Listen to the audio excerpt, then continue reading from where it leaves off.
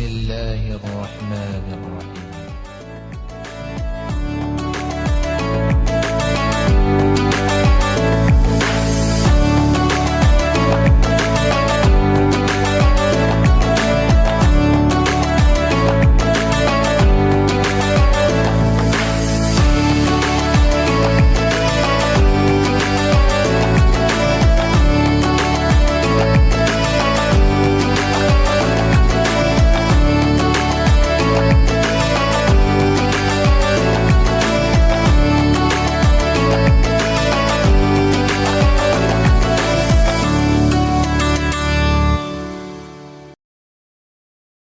Assalamualaikum warahmatullahi wabarakatuh. Waalaikumsalam warahmatullahi wabarakatuh.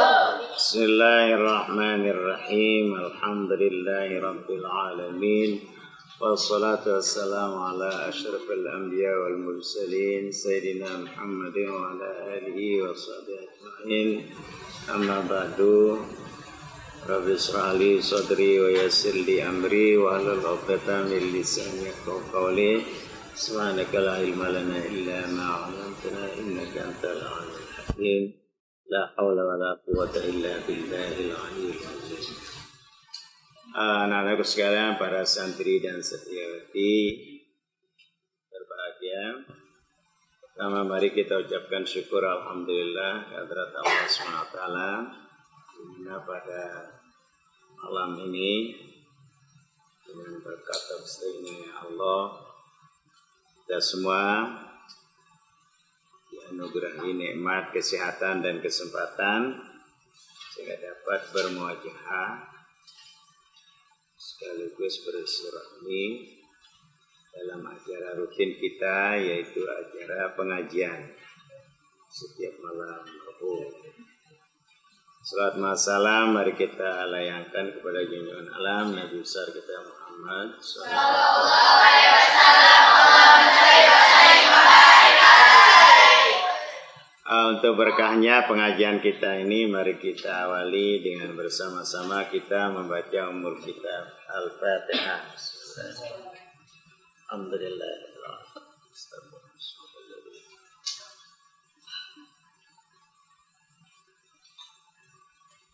Anak-anak sekalian, materi pengajian kita pada malam ini yaitu judulnya Murid Bertanya, Ulama Menjawab.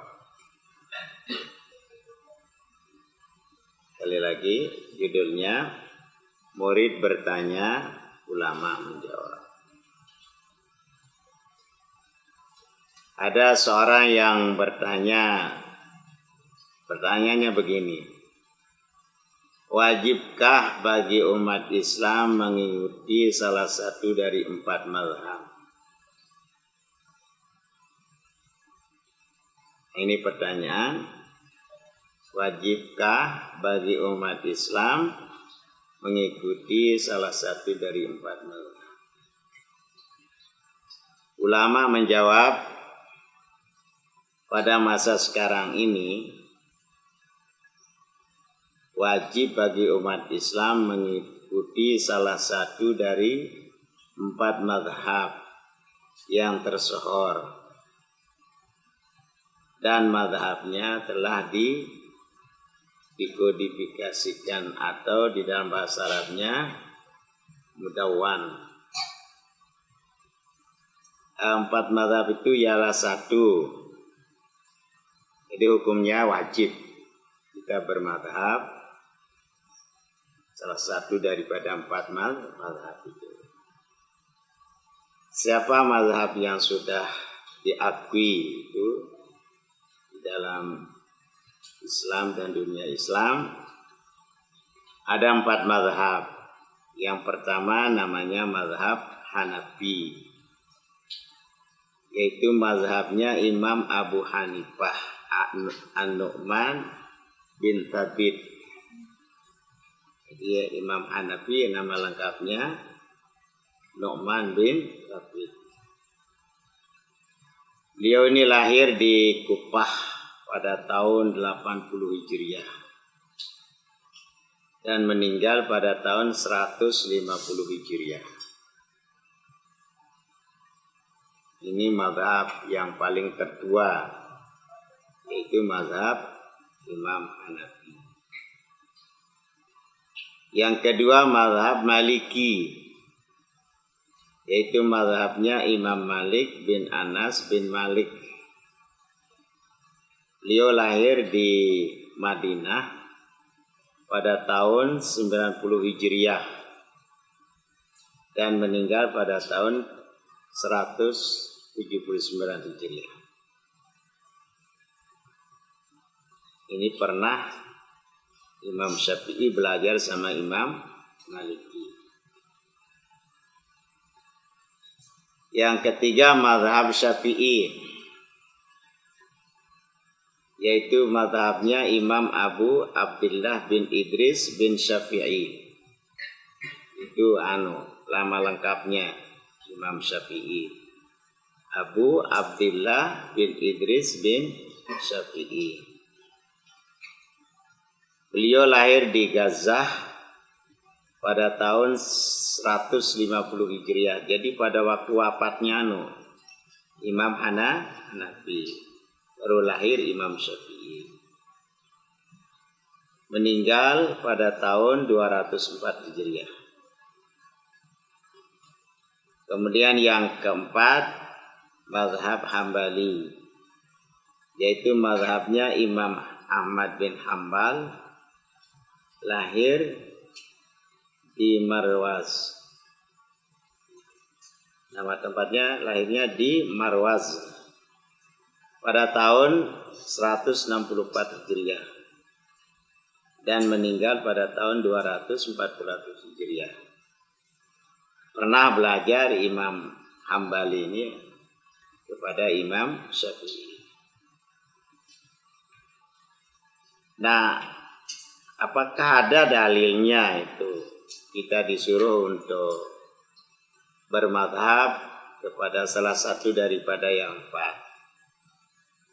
Ini dapat kita lihat dalilnya atau keterangannya dari kitab Mizan Sya'rani, Fatawi Al-Kubro, dan juga ada namanya Nihayatus Sul.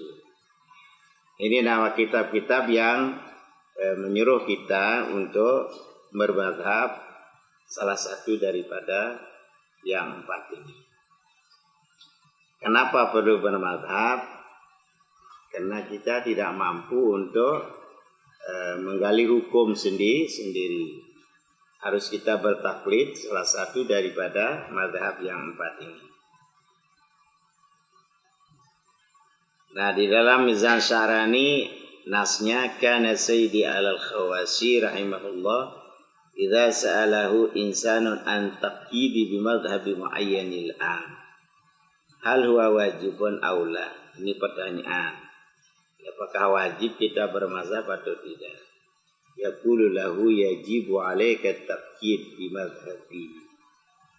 Hukumnya wajib kita bertaklid dengan mazhab madamat lam tasila syuhud aini syariah. Selama kita tidak bisa menggali tentang hukum-hukum syarak sendiri. Nah, al-akhafan minal wuqufi dalali. Kalau kita akan coba ijtihad sendiri, itu kita takut nanti menjadi orang yang sesat. Wa alaihi amalun nasil yaum. Di dalam amal manusia kesehariannya. Juga demikian di dalam juzuk 4 daripada Fatawi Al-Kubro itu fi babil qada juga mendalilkan tentang wajib hukumnya kita bermazhab salah satu daripada mazhab yang empat. Itu pertanyaan yang pertama. Jadi jelas anak-anak, kita semua bermazhab salah satu daripada empat mazhab. Kalau kita di sini di Indonesia mazhabnya siapa? Imam Syafi'i. Kemudian ada yang bertanya, pendapat siapakah yang dapat atau boleh dipergunakan untuk berfatwa? di antara pendapat-pendapat yang berbeda dari ulama Syafi'iyah. Karena banyak sekali pendapat-pendapat daripada ulama Syafi'iyah. Lalu kalau kita berfatwa pakai mana kita? Nah, ulama menjawab itu yang boleh atau dapat dipergunakan berfatwa satu, pendapat yang terdapat kata sepakat antara Imam Nawawi dengan Imam Rafi'i. Nah, karena Imam Nawawi dan Imam Rafi'i ini dia termasuk namanya ahlul fatwa. Kalau antara Imam Nawawi dan Imam Rafi'i itu sepakat, itulah kita amalkan. Jadi ittifaq pendapat Imam Nawawi dengan Imam Rafi'i. Itulah yang kita pakai untuk berfatwa. Perlu diketahui Imam Nawawi ini dari Banten, itu orang Indonesia. Tapi dia jadi mufti di Mekah. Kedua, pendapat yang dipilih oleh Imam Nawawi saja. Misalnya berselisih antara paham Imam Nawawi dengan Imam Rafi'i, yang kita pakai pendapat Imam Nawawi. Atau bisa jadi juga yang ketiga itu pendapat yang dipilih oleh Imam Rafi'i saja. Boleh kita pakai untuk berfatwa. Kemudian yang keempat, pendapat yang disokong oleh ulama terbanyak. Disebut dalam namanya jumhurul ulama. Itu yang kita pakai untuk berfatwa. Kemudian yang kelima, pendapat ulama yang terpandai. Di antara ulama yang paling alim itu yang kita pakai.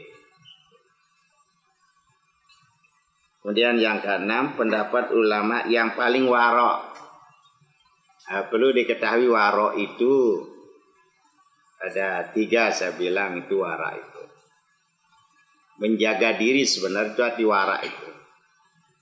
Ada yang tingkat awam, ada yang tingkat khawas, ada tingkat khawasul khawas, itu warok itu. Kalau tingkat awam itu ialah memelihara diri, menjaga diri daripada barang-barang yang haram dan barang syubhat. Tidak berani mengerjakan barang haram, tidak berani juga mengerjakan barang syubhat. Haram itu sudah jelas. Al-halalu bayyinun wal haramu bayyinun wa bainahuma umurun mustabihat. Itu di dalam hadis. Yang haram itu nyata, yang halal itu nyata. Jadi di antara halal dan haram itu disebut namanya syubhat. Jadi orang-orang warak khawas ini dipelihara dirinya daripada barang haram, dipelihara dirinya kepada barang syubhat. Wa ma waqa'a fi syubhati faqad waqa'a fil harami. Barang siapa jatuh kepada barang syubhat, berarti dia jatuh kepada barang haram. Karra'i haulal hima, kata. Seperti orang mengembala di tempat yang terjaga. Misalnya ada ini sawah kita, di sini sawah orang. Lalu pematangnya itu, caranya itu. Misalnya kalau kita mau mengembala sapi atau kambing, lalu kita patoknya di jarak antara halal dan haram tadi itu, kita tidak berani jamin dia bahwa dia akan terus memakan rumput kita itu. Pasti dia akan sawah orang. Nah, jadi ini jaraknya itulah sebut namanya syubhat tadi itu. Perbatasan.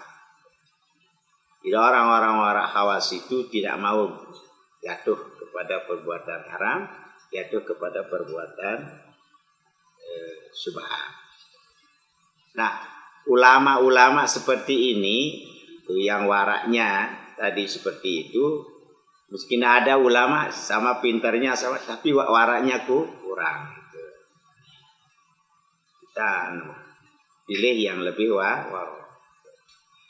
Kemudian ada namanya wara khawas. Wara khawas itu menjaga dirinya kepada barang makruh. Dia tidak melaksanakan atau mengerjakan perbuatan makruh. Itu kalau orang-orang khawas. Lebih tinggi daripada yang pertama.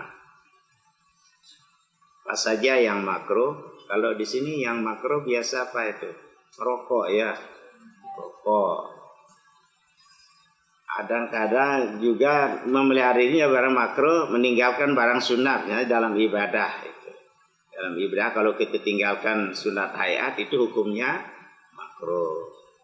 Misalnya kita tidak membaca tasbih waktu rukuk maupun waktu sujud, atau berdoa duduk di antara dua sujud, itu hukumnya adalah makruh. Jadi orang-orang ini khawas ini tidak akan mengerjakan apa saja perbuatan makruh, apakah dalam ibadah atau di luar ibadah. Kemudian yang ketiga itu orang khawasul khawas, memelihara dirinya daripada barang halal. Lebih tinggi lagi, kalau ada orang ngasih dia apa saja, misalnya dia dikasih, walaupun orang itu sudah terkenal ikhlas, misalnya saya ngasih orang itu, ini saya kasih uang, dia tanya saya, Bapak dapat uang dari mana? Kata, oh saya dapat dari ini, yang ini dia dapat dari mana? Sampai kalau tidak jelas halalnya itu tidak diambil. Nah, itulah wara khawasul khawas. Nah, jadi orang yang lebih wara itu yang kita ikuti pendapatnya. Kemudian dalilnya itu bisa kita lihat itu dari permulaan kitab I'anatut Talibin. I'anatut Talibin wa alam annahu sayazkurul mu'allif fi babil qadha. Bisa lihat itu dalam bab qada itu. Annal mu'tamada fil madhabi lil hukmi wal fatawa ma tafaqa alaihi syaikhan. Yang syaikhan itu maksudnya di sini adalah Imam Nawawi dengan Imam Rabi sepakat. Lalu ma jaza alaihi Nawawi, atau yang dikuatkan hanya oleh Imam Rabi'u, dan juga yang dikatakan oleh Imam Rabi. Pemarajahu aksarun, yang juga kebanyakan daripada jumhur ulama. Inilah dalilnya kita memilih dari dengan cara 6 cara tadi itu. Kalau memang fatwa mana yang kita pakai. Itu bisa dipesan nanti di dalam kitab I'anatut Talibin. Ini pertanyaan yang kedua.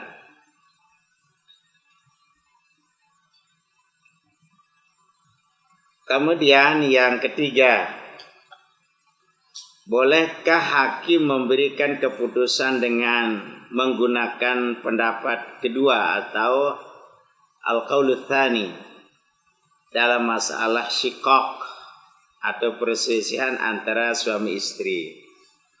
Qaul tsani ini sebenarnya biasa dia dhaif itu. Jadi qaulul ula itu yang lebih kuat. Karena sekarang ada hakim itu. Untuk memutuskan ada namanya hukum syikok. Mungkin ada di antara suami istri tidak aman-aman gitu. Tak rukun, tak sakinah dan mawaddah dan rahmah itu. Nah, lalu bagaimana caranya untuk memberikan keputusan oleh hakim? Ada namanya hukum syikok. Hukum syikok itu ada hakim dari pihak perempuan, ada hakim dari pihak laki-laki. Nah, nanti inilah dua hakim ini akan bermusyawarah apakah ini suami istrinya akan dipertahankan atau tidak dipertahankan. Kalau terus tidak aman, mungkin dia nanti akan memutuskan dicerai saja. Itu yang disebut namanya hukum syikok. Ini dapat kita lihat dalilnya atau keterangannya di dalam kitab Al-Mahali. Juga dalam kitab Al-Minhaj juzuk 3. Majmu'atis sab'ati kutubin mufidah. Itu ada ini yang dia pakai nas atau dalil hukumnya atau hujahnya. Minal mahali ala minhaj banasaw ya farikul hukamani bainahuma in ra'yahu sawaban wa ala thani lashtatu ridha huma bibasil hukmain wa idza ra'a hukmu zawj talaq istaqlaba lihi wa la yazidu ala talaq fi majmu' sab'atu kutubin mufidatun manasaw amlahu zalika al-ittida wal qada bi marjuhi hajatil wasatil 'am. Nah, inilah dia boleh untuk memakai pendapat yang kedua. Ini mengenai tentang hukum syikok. Kemudian waktunya lagi sedikitnya karena malam ini ya. Yang keempat ada yang nanya begini. Apakah ada sholat sunnah qabliyah bagi sholat Jumat? Kan biasa orang-orang yang bukan ahli sunnah itu, mari aja saya lihat itu di masjid itu di utara saya itu, orang berqabliyah dia tidak qabliyah, dia duduk. Gitu. Nah, mungkin ada yang berpendapat bahwa sholat sunnah qabliyah itu di Jumat itu tidak ada gitu. Tapi kita melaksanakannya. Sehingga menjadi masalah. Sehingga dia bertanya apakah ada sholat sunnah qabliyah bagi sholat Jumat. Jawabnya ada. Bahwa sebelum sholat Jumat disunatkan sholat sunnat qabliyah seperti sholat zuhur. Karena sabda Rasulullah SAW dalam hadis sahih. Apa kata Nabi?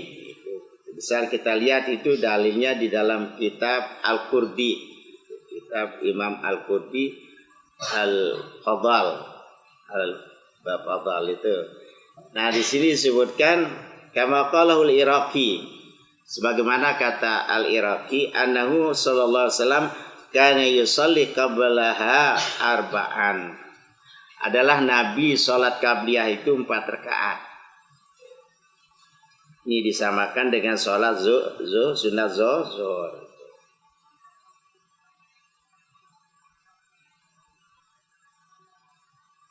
Jadi jelas ada dalilnya itu kita sholat qabliyah di waktu sholat Jumat. Kalau mau 2 rakaat silahkan. Kalau mau 4 rakaat boleh. Seperti yang dicontohkan oleh Nabi kita Muhammad. Jadi nanti kalau ada orang mengatakan tidak ada dalilnya. Ada dalilnya, bukan tidak ada dalilnya. Bahkan itu hadis sahih.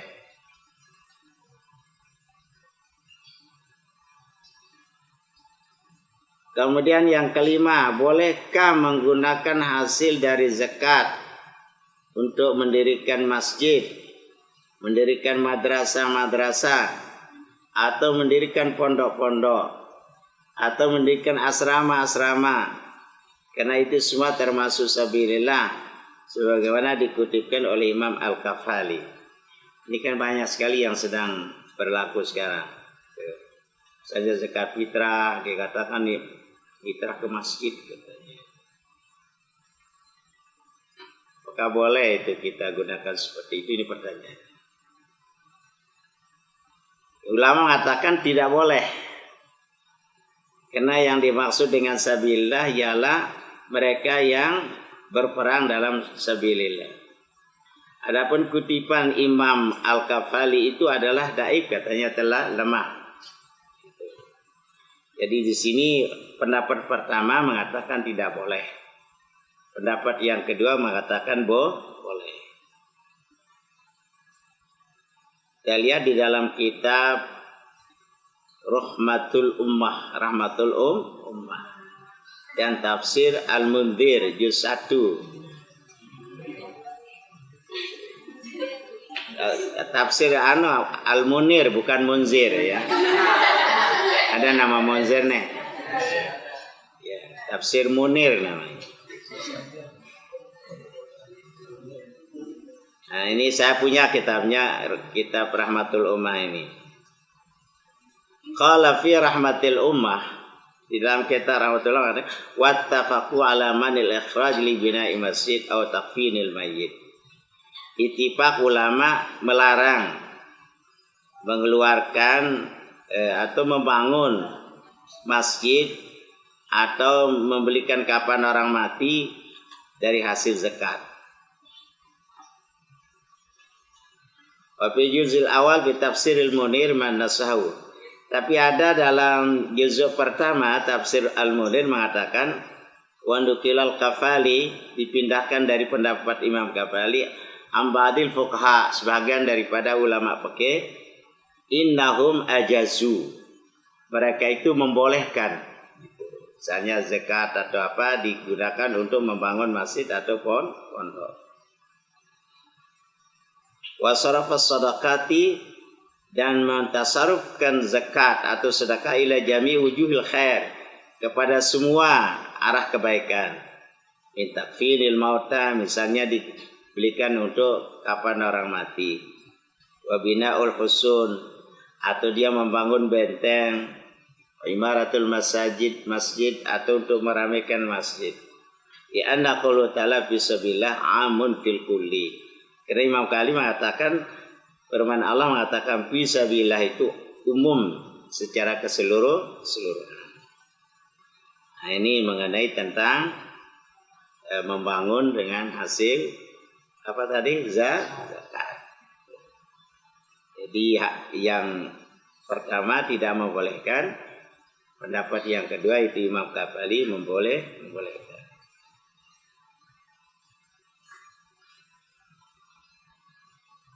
Kemudian yang keenam, ada masih waktu ya? Jam berapa ini?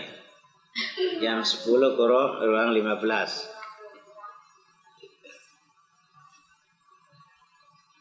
Bolehkah memberi gonogini? Ialah hasil usaha kedua belah pihak suami istri. Itu namanya mungkin sama-sama berusaha, suaminya berusaha, istrinya berusaha. Baik masing-masing mempunyai andil, misalnya andil kapital ataupun tidak mempunyai, tetapi tidak dapat diperbeda-bedakan hasil masing-masing, tercampur menjadi kesatuan antara usaha istri dengan usaha suami. Terus kebetulan nanti dia cerai gitu kan, misalnya dia cerai. Dan ada harta itu, harta antara suami istri itu kan. Nah, ini disebut namanya harta apa tadi? Gonogini.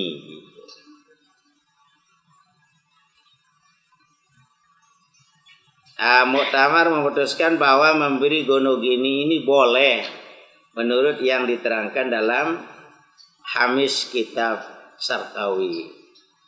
Boleh itu yang ngasih istrinya itu tergantung kesepakatan itu. Bagaimana cara anunya itu.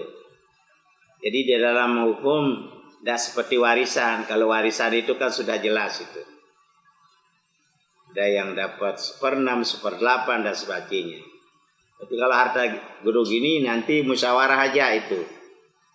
Misalnya mau bagi 2 boleh, atau bagi 3 boleh. Nah itu mungkin nanti kamu terjadi itu, anak-anak mudah-mudahan tidak cerai ya. Mau apa, mau cerai kawin saja belum.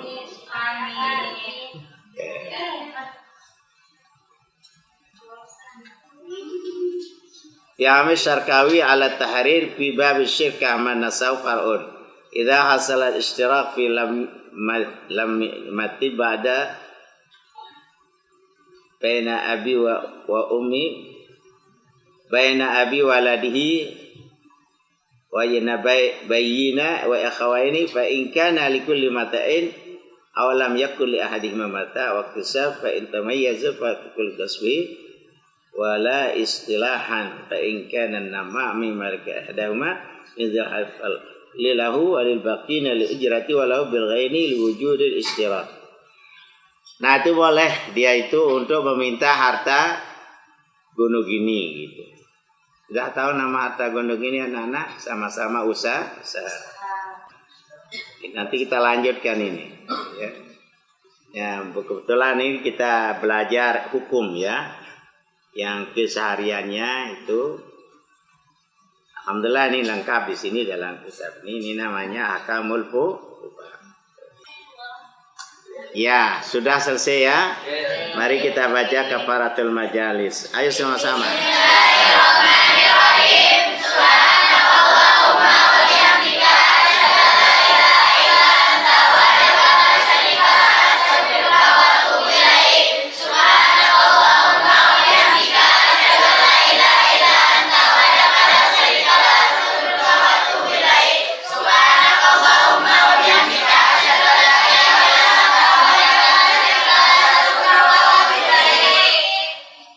Bismillahirrahmanirrahim. Alhamdulillahi rabbil alamin wassalatu wassalamu ala asyrafil anbiya wal mursalin sayyidina Muhammadin wa ala alihi washabihi ajma'in. Allahumma iftah alaina al arifin waj'alna minal ulama'il amilin bi rahmatika ya arhamar rahimin.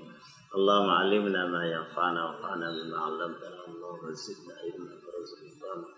Allahumma inna nas'aluka ma jahilna fadl lana innaka la ilaha Rabbi sahli sadri wa yassir li amri wahlul 'uqdatam min lisani yafqahu subhanaka la ilma lana illa ma 'allamtana innaka antal 'alimul hakim. Allahumma kama hadaka Muhammadan